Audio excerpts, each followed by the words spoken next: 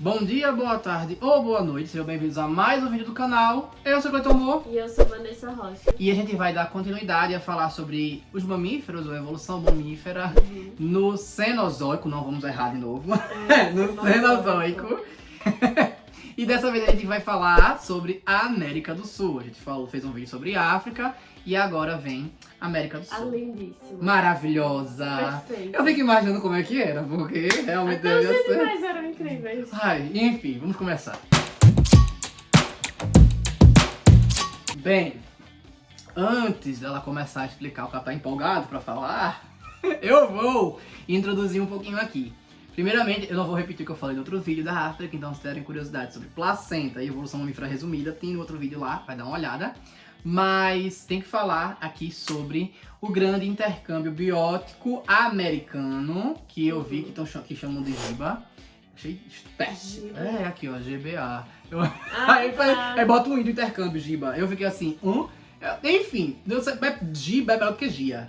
Porque na outra forma que eu via era Grande Intercâmbio Americano. Enfim, todo jeito, é um intercâmbio que aconteceu porque nessa época a América do Sul e a América do Norte eram separadas. Não tinha América Central ainda. Só que... Eram só umas ilhas. É, assim. Aí quem era muito doido saía ali pulando de um lado pro outro, nadando. Eu sempre me pergunto, inclusive nesse vídeo vai ter muito disso. Eu sempre me pergunto de o que passa pela cabeça da pessoa? Aí vamos por aqui. Só tem água, não tô vendo nada, só tem água. Aí a gente bota uma jangada aqui e vai. E vai pra onde? Não sei. E se não tiver nada? Aí a gente vê. Vai ver o quê, minha gente? É igual os polinésios, eu fico como? Mas tudo bem. Eu acho que eles não pensavam. Ele só ia, né? Só ia. Enfim. E aí o que acontece? No Mioceno começa a ter, de vez em quando ali, o nível do mar baixa. E eita, um caminho. Vamos pegar aquele caminho. Pode nascer nadando? Pode. De vez em quando um pedacinho você nadando, no caminho do Panamá e tal. Vamos ser nadando? Pode, mas aí tá mais raso, fica mais fácil, menos perigoso. E aí começou a ter essa troca genética. Aí mar sobe, o povo para. Mar desce, o povo, tô falando é bicho em geral. Não tô falando de gente, não. É, não é migração humana, não. É bicho, não é gente, Tinha não. ainda. Então tava ali naquele coisinho, passa pra cá, passa pra lá, até que no Plioceno isso se estabiliza, vira a Terra, a gente ganha ali a América Central, e aí essa carga genética, ela troca de carga genética, né, ela acontece efetivamente, bichos da América do Norte descendo e da América do Sul subindo. Essa é uma explicação desse evento que eu tô falando, porque ele vai nortear algumas coisas aqui sobre a evolução desses mamíferos. Na América do Sul, em geral, a gente tinha vários tipos de mamíferos, né? E dos 4 grandes grupos lá, né? Que é Xenartra, Afrotéria, Leorásia, papapá, e o outro nome lá que eu nunca lembro como fala, aquilo ali, Eucondri, enfim. Não, eu não lembro exatamente como é que escreve. Toda vez eu esqueço esse nome, mas vai botar aqui. Eu não tô Enfim. lembrando, não. Eu nunca lembro, porque é a América do Sul, África, Ásia e um pedaço da Europa, e um pedaço da Europa e América do Norte. É a divisão dos placentários. Enfim, a gente também tinha monotrematos e metatérios, né? Então a gente tinha mais outros bichos lá. E alguns deles eram significativos. Mas vamos começar pelos ungulados. Os famosos ungulados de Darwin. Então, foi um grupo que eles viveram durante ali cerca de 60 milhões de anos, então eles iniciam no Paleoceno, né? Logo após, alguns milhões de anos após a queda do asteroide, né? Que marcou o final do Cretáceo.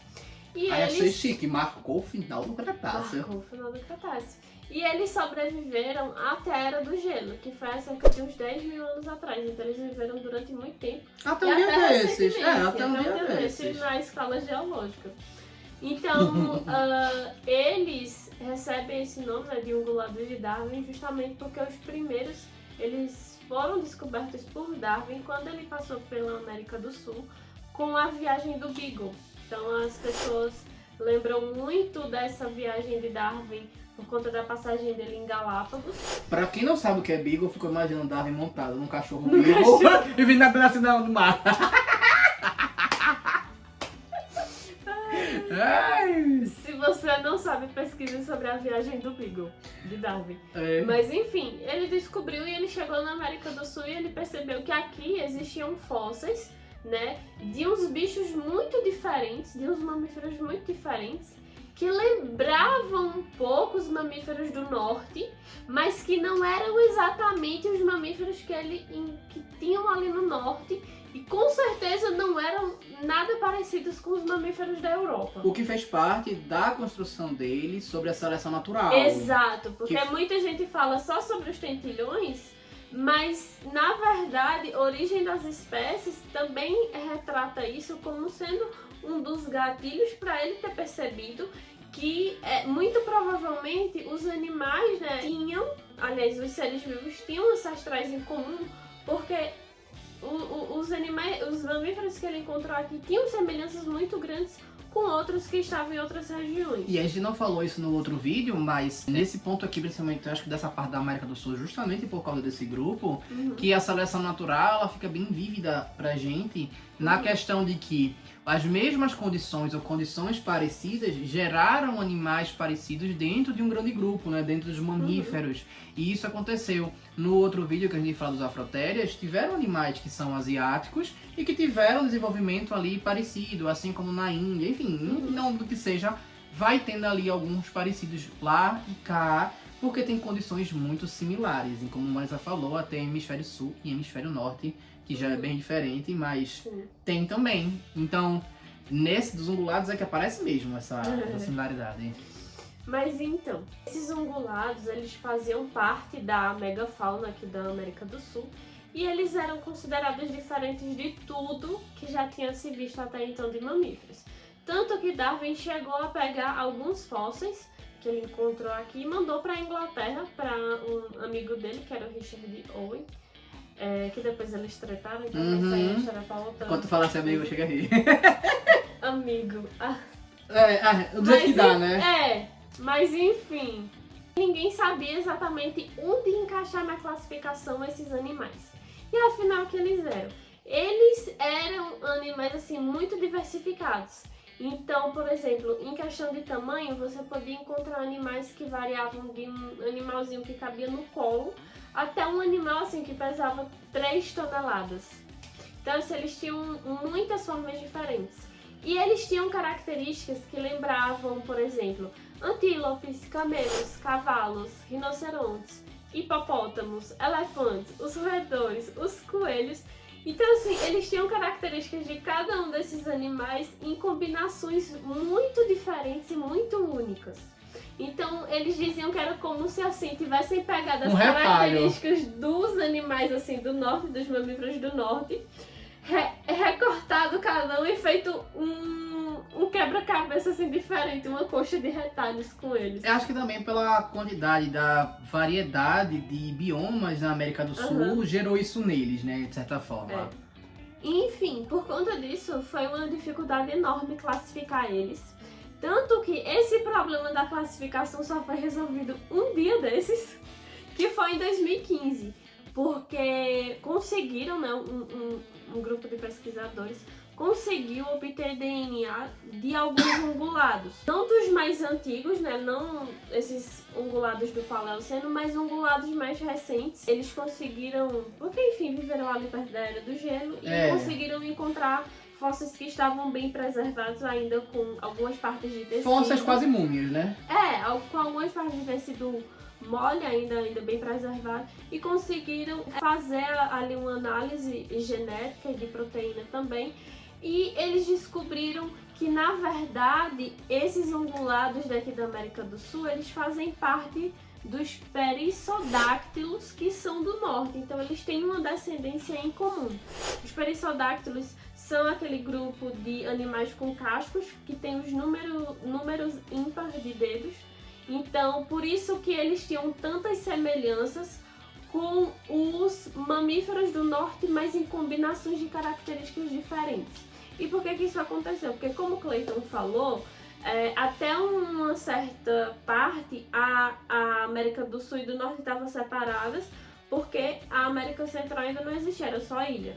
Então, durante muito tempo, a América do Sul ficou isolada, então os animais que ficaram para o sul ficaram isolados dos animais do norte, e eles tiveram tempo suficiente para a evolução agir e eles experimentarem nichos diferentes e coisas diferentes, e as características entre eles se combinarem de diversas outras formas, diferentes do pessoal do norte. E eu ainda acho que ainda acho muito que é época realmente dos biomas, porque é muito específico, porque nesse período, assim, mais ou menos na América do Norte, era basicamente uma grande savana. Sim, E sim. aqui não era provavelmente só isso, né? Até porque até a própria ordem Xenartra mesmo já é um negócio que você fica meio doido. Mas se isso acontece, significa que a origem é provavelmente ali no Cretáceo, ou um pouco até antes no Jurássico. Quando eles ainda estavam A gente ali. pode supor um Cretáceo, porque como ele já aparece no Paleoceno, pode dizer, não, foi a um grupo gente já pequeno. joga pra um pouquinho pra trás. Mas a gente pode dizer assim, não, porque foi algum grupo pequeno que conseguiu migrar nadando, É um passou, grupo ancestral, provavelmente. que chegou aqui. Aí um ficou do norte e outro ficou no sul. Aí depois Seja não Jurássico, quando tinha tava mais, junto ainda, ou não tinha Cretáceo mais veio América nadando. do Sul, cada um evoluiu de forma América Central. diferente. América Central, não tem mais América Central, né? Basicamente só ilha. Cada um ali agiu de uma forma. Mas enfim, infelizmente eles foram vítimas das extinções da Era do Gelo, que ocorreram 10 mil anos atrás. O que é uma pena, porque um bicho Que é uma doido pena. desse. Ia ser muito... Eu ia achar incrível, eu ia gostar. Apesar que se a gente não conhecesse, por exemplo, a gente poderia citar alguns animais que são muito doidos também, né? O próprio ornitorrinco já é um negócio que você faz. Não, tem que ter outro vídeo. Só Ué, já teve, a gente já gravou do ornitorrinco. Não, mas tem que ser um da história dos ornitorrincos. Da parte do Paleoceno, Da né? parte... Do Cenozoico. E da descoberta também deles. Não, tá bom, a gente faz outra. A gente faz ornitorrinco, parte 2. Parte 2, exato. A gente gostou um pouco de ornitorrinco. Eu acho. Mas enfim, e como exemplo dos ungulados, a gente tem o Macrauchenia e o Toxodon, que foram justamente os dois fósseis que Darwin descobriu, né? E que ficaram aí mais famosos desse grupo. Ainda seguindo essa parte mamífera, né, a gente tem, só que dessa vez eu vou falar sobre os marsupiais, que também ocuparam aqui a América do Sul e tiveram algumas evoluções um pouco peculiares. Pelo que se estima, eles chegaram aqui na América do Sul e ocuparam ali justamente no período do Cretáceo, quando a gente tá falando dos ungulados, né, que eles vinham de alguma forma ali, porque não tinha muita facilidade. Se tu viesse da África, haja nado. Teria que ser um sirênio, né, num caso, pra vir nadando, um cetáceo, coisa desse tipo. Ou a gente vai falar disso aqui ainda. Ou tinha que vir da América do Norte de alguma forma ali, né? Então ali a gente subentende que eles têm ali mais ou menos do Cretáceo, que os marsupiais estavam aqui, né? Eles eram metatérios, né? Obviamente, porque são marsupiais, então são metatérios, ou seja, eles tinham aquela bolsinha e tal. E eles tinham uma variedade grande aqui. Inclusive, a variedade é tão grande que eles chegaram a ser predadores. Eles chegaram a ser predadores e até serem significativos na predação aqui.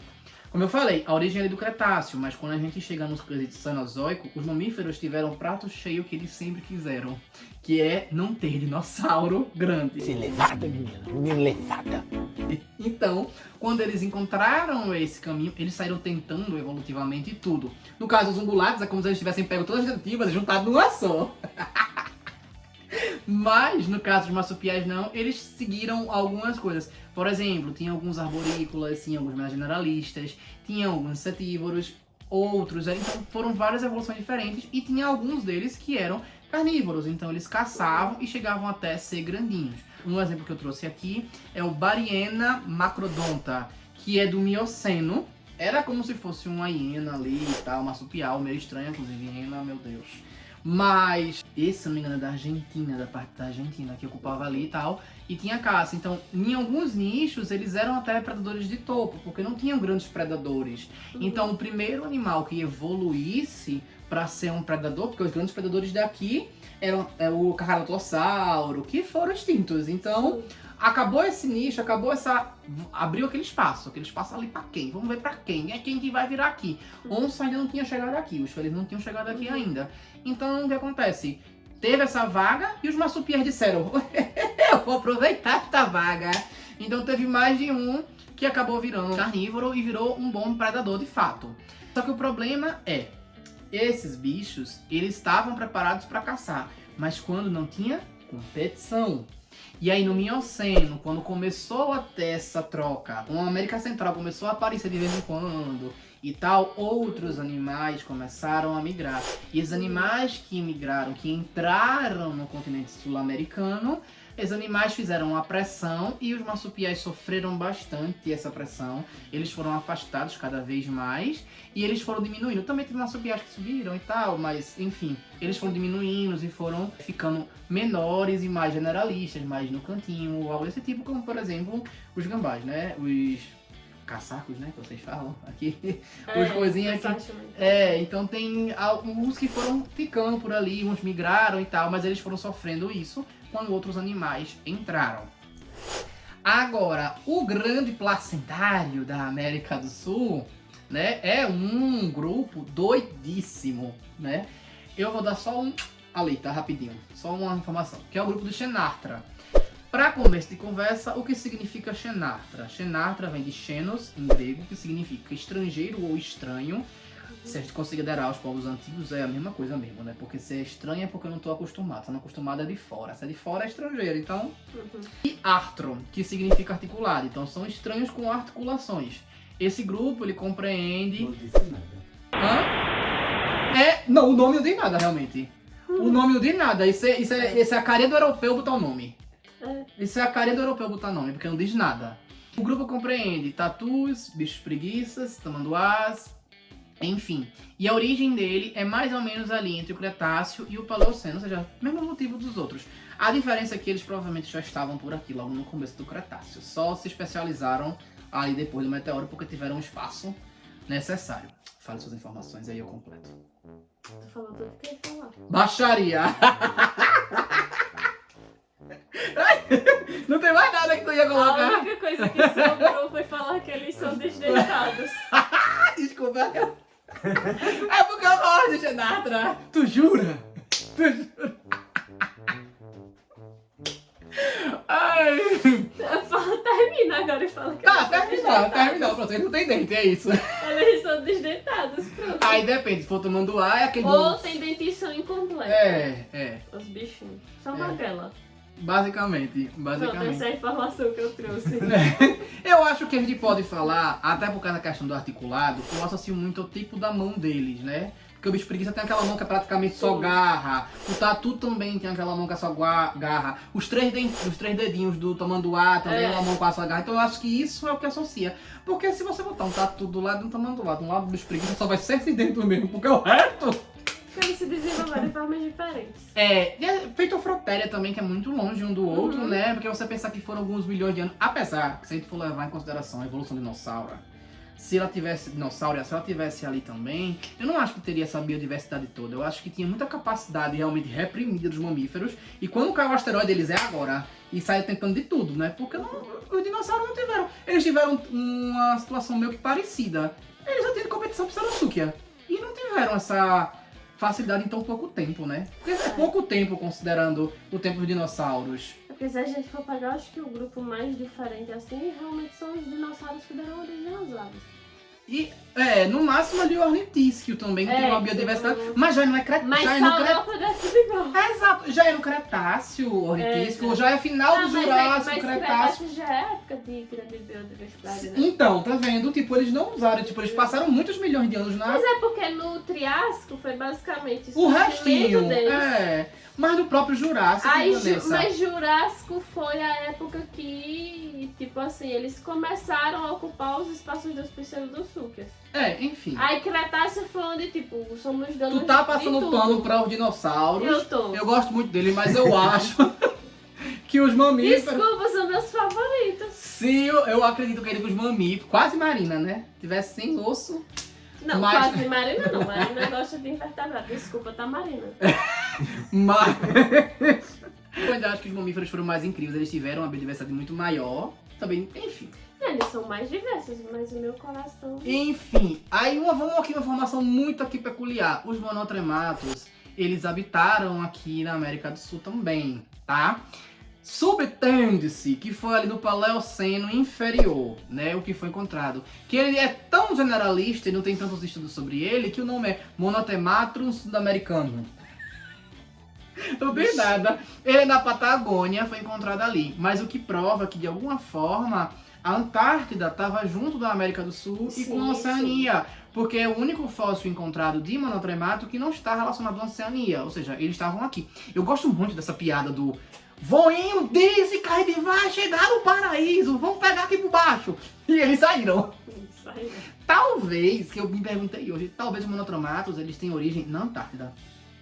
E aí foi. E aí quando foi congelando, foi perdendo a temperatura, foi ficando gelada, eles, eita, começaram a se extinguir lá e ficaram na Deve Oceania. ter tanto fóssil lá na Antártida Da- que a gente nunca vai ter acesso. Mas eles podem ter sido originados lá, entendeu? Se originado lá e, enfim. Quando ainda não tinha gelo, né? Exato, então acontece que foi ficado ali. Não se tem muitos estudos, mas falam que é um muito primitivo, muito antigo, é extremamente antigo, os monotrematos. E a gente, como eu falei, não tinham os únicos animais que vieram. Além dessa questão que eu falei do evento da América do Norte com a América do Sul, a gente também teve um evento de migração dos primatas pra cá. E como eles vieram? Gente, praticamente a nado. E também os roedores. É, isso, e também os roedores. Os roedores vieram tudo.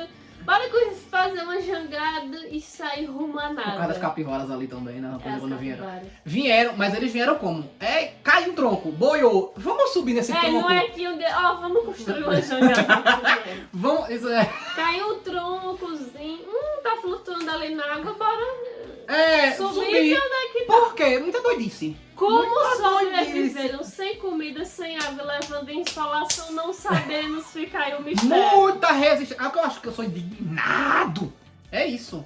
Para o paleontólogo, tudo bem os primatas virem da África pra cá. Estudos genéticos comprovam isso. Agora o ser humano consegue pensar. Não, só foi o europeu. Só foi o europeu que foi inteligente o suficiente para fazer isso. Me poupe, me poupe. Os polinésios, meu Deus do céu, me poupe. E também tem estudo genético sobre isso, vai dar uma olhada pra você ver. Eu já falei também no vídeo de humanos. Enfim, um dos registros teoricamente recentes encontrado dessa questão, dessa vinda, inclusive essa vinda dos primatas, é mais ou menos ali Eoceno, Oligoceno, de 40 a 30 milhões de anos atrás. Então faz tempo já isso. E um exemplo que foi encontrado no Peru é eu vou ter que ler, o Caialipithecus. O Caialipithecus, que ele é mais ou menos de 32 há 34 milhões de anos atrás, que é no período do Oligoceno, e que foi encontrado que ele faz parte de uma linhagem genética, tipo uma família genética de primatas ali da África, confirmando essa questão de que eles vieram da África mesmo em algum momento naquela ali. Que, no caso, esse bicho é bem antigo. Enfim, tem mais alguma informação? Acho que já deu tudo, né? Não. Os gatos e cães vieram por cima, né? É. Eles vieram por cima da América do Norte, quando teve o Baladinho lá. Quando a América Central deixou de ser ilha. Exato, eles vieram. Enfim, é Os isso. equinos também, né? Os equinos também. E depois, logo em seguida, ficaram extintos, coitados dos equinos, né? Coitado. Mas enfim, é isso. Eu espero que tenham gostado. Curtam, comentem, compartilhem, se inscrevam no canal. A gente ainda vai fazer sobre Ásia, Europa, América do Norte e Oceania. Então tem vídeo pra sair. Mas é isso, espero que tenham gostado. E se não sabem comentar, comentem. Quero a fofoca de Darwin. Nossa, é muito grande. Coloca Richard Owen. Richard Owen, né? Richard Owen. Mas Richard Owen é outro vídeo que escrever. Vai escrever, Richard Owen. É isso, valeu.